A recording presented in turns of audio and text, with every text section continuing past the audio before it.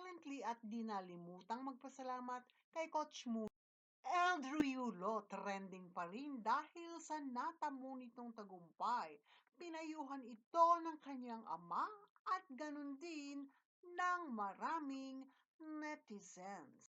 Ang kanyang ama ay nag-post at nagpasalamat at mabilis na sinabing salamat sa kay Coach Mune at kasama nito ang kanyang post na Japan lang ang malakas, mabait at mapagmahal, kung kaya't ang ibang netizen naman ay nahati at nagkaroon ng negatibong komento laban sa kanya o ika nga ay nagkaroon ng mga bashers.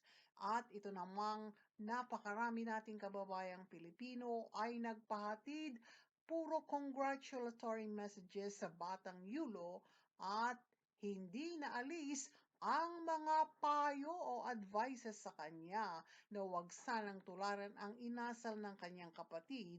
At sa kabilang banda, sa Adamson University kung saan naka-enroll si Carl bilang grade 11 ay malaki ng Adamson University kasama nga ang high school department at ang pangulo ng naturang universidad at kasama naman ni Carl ang kanyang ina at ang nakababatang kapatid ni Nazi Eliza ay sinalubong nga siya ng faculty and staff members ng high school department at ganun din ang Pangulo ng Adamson University. Nagbigay nga ng napakalaking karangalan ang nakababatang Yulo at lalong pinatunayan ng kanyang mga magulang na hindi hadlang ang kanilang paghihikahos o kahirapan sa buhay upang sila ay masuportahan. At lately nga, bago lumipad ang magkapatid, ay pinagkalooban sila ni Chavit Singson na inakala ng maraming ito ay early Christmas gift for the family, ngunit iyon pala ay nakalaan para sa kanilang mga future trainings ng dalawang magkapatid nga na ito.